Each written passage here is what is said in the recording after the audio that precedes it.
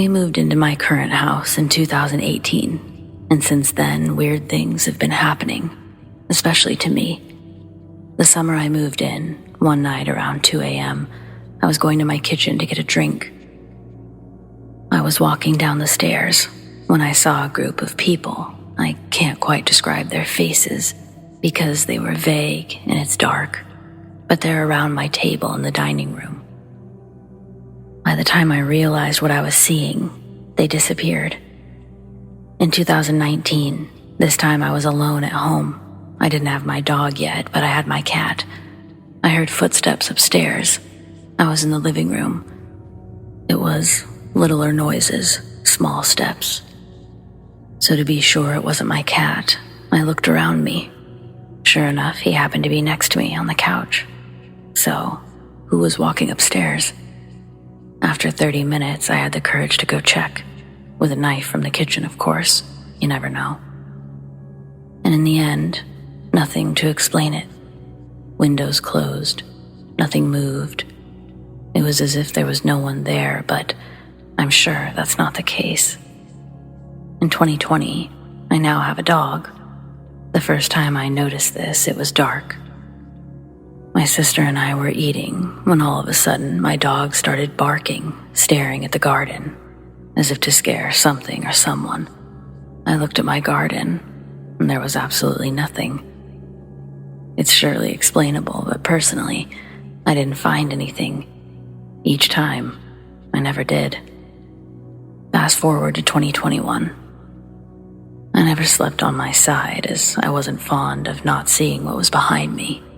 Until one evening, I found myself facing the wall, lying on my side, without knowing what was behind me. I sort of woke up. I had that feeling that I've never had before. I was sure and certain that something was behind me. I could feel it. At that moment, all I wanted to do was scream. I was sure, though, if I did, something bad was going to happen to me.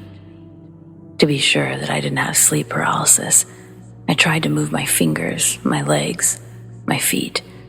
I managed to do all of that without any worries. And all of a sudden, I felt someone pushing me gently, so that instead of being on my ribs, I found myself on my stomach. I managed to prevent this thing from pushing me further. I don't know how, but I know that as soon as I did that, I fell asleep. It was from that moment that things got worse, penetrating my dreams for sure. In the summer of 2022, I was on vacation in Spain.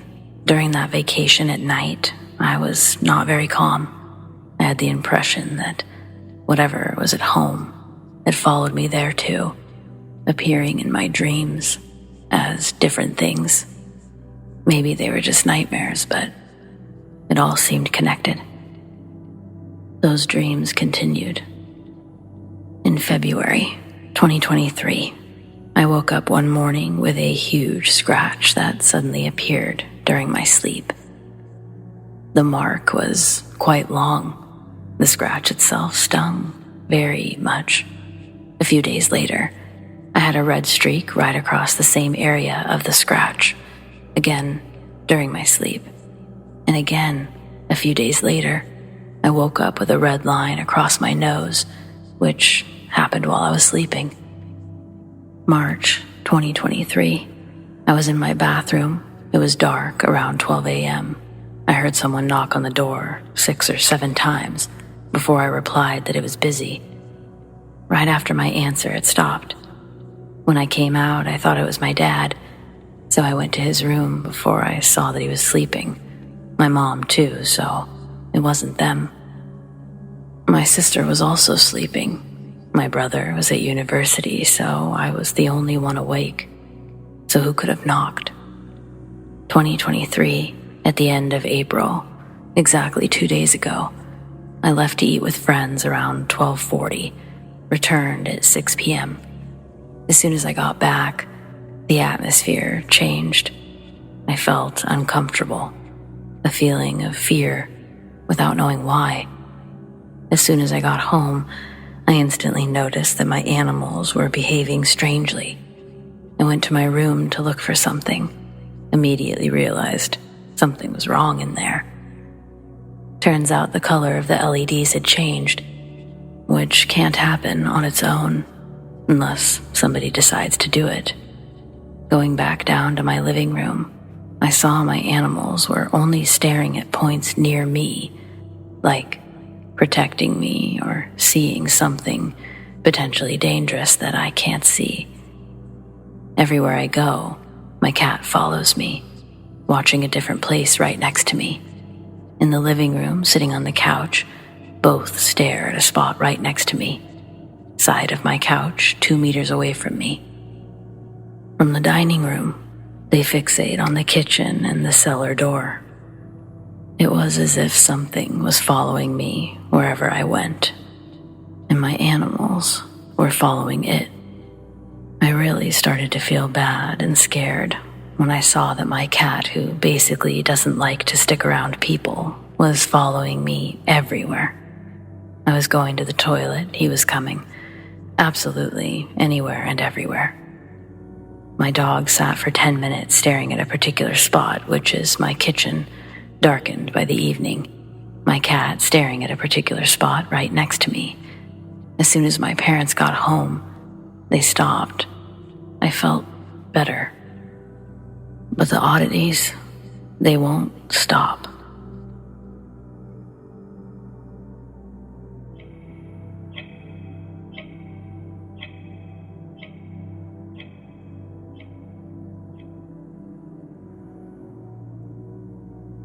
So I've mentioned before how my town has a lot of Civil War history. This is despite the small hang-up that only a few buildings actually managed to survive the war. The rest were torn down to build barricades along the river, as the town itself changed hands on more than one occasion.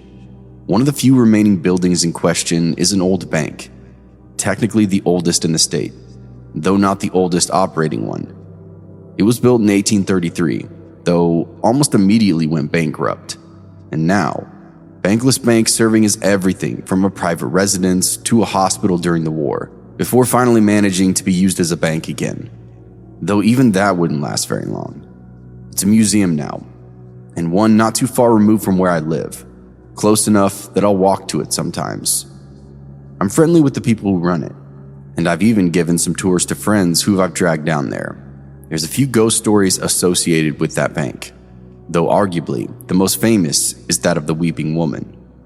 A woman who had one son go fight for the North and the other for the South.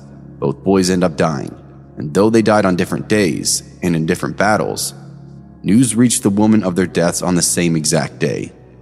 There's a mirror in the downstairs portion of the bank that's actually originally from the bank when it was first built. It's used a lot now for prom and wedding pictures, and supposedly, every once in a while, a picture will get ruined by the addition of a person in the mirror, a woman dressed all in black. I wish I could say that I have a picture of the woman, and that the story is about the circumstances around that picture, but unfortunately I don't. There's another part of the story though, that sometimes the woman can be heard weeping over the deaths of her sons.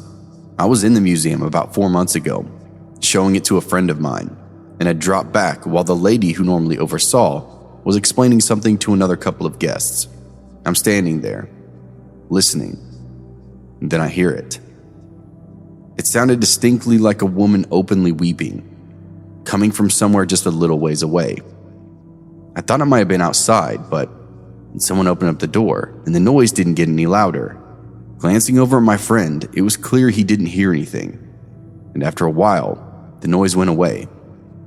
No one else in that building heard it, though the lady in charge had told me several stories about unusual things happening to her. Plates breaking, small noises, all sorts of things.